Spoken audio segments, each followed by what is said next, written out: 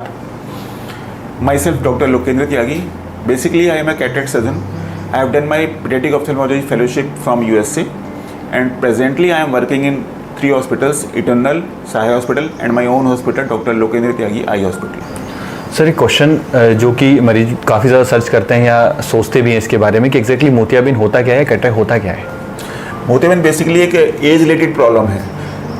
थोड़ी early as में या लेट एज में ये सबको एक बार आता ही है। जैसे ग्रेइंग ऑफ हेयर्स है, ऐसे ये मोतियाबिंद है।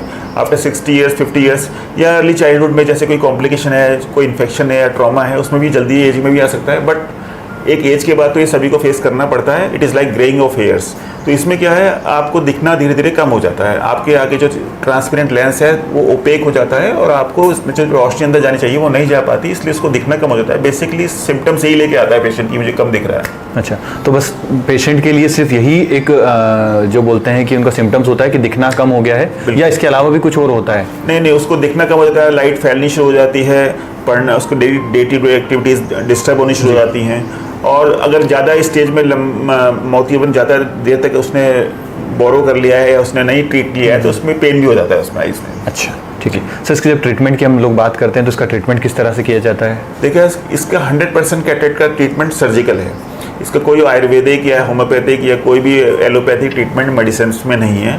तो इसमें हम क्या करते हैं, जो लेंस हमारा मोतियाबिंद बन गया है, ओपेक हो गया है, उसको हम रिमूव करके आर्टिफिशियल लेंस डालते हैं और उसकी रोशनी वैसे के वैसे ही पूरी रिकवर हो जाती है। ओके सर, जो आपने बताया कि ज़्यादातर जो है 60 साल के से ज़्यादा के लोग होते हैं उनको ही होता है, तो क्या सिर्फ यही फिक्स है कि 60 साल के बाद ही होगा या उससे पहले भी हो सकता है? नहीं, ये अर्ली एज में पैदाइशी भी होता है, कंजेनाइटल जैसे बोलते हैं। उसमें क्या है, मदर को कोई इन्फेक्शन हो गया प्रेगनेंसी के टाइम पे, उसमें भी बच्चे को कैटरेक्ट हो जाता है, उसमें भी हम सर्जरी ही करते हैं। या फिर ट्रॉमा, कोई चोट लग जाए या किसी की आँख में जो इंजरी हो जाए, उसमें भी कैटरेक्ट बनने के चांस रहते हैं। बहुत सारे रीजंस होते हैं, but basically it comes after certain age if it is normal.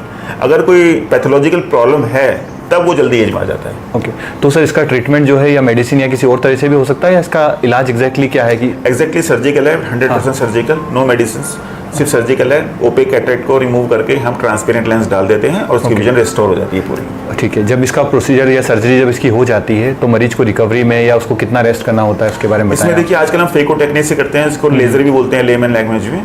तो उसमें नेक्स्ट डे से आप normal day to day activities कर सकते हैं। इसमें कोई इंजेक्शन नहीं लगाते हैं, कोई पट्टी नहीं लगाते हैं, ड्रॉप डाल के ही करते हैं उसको।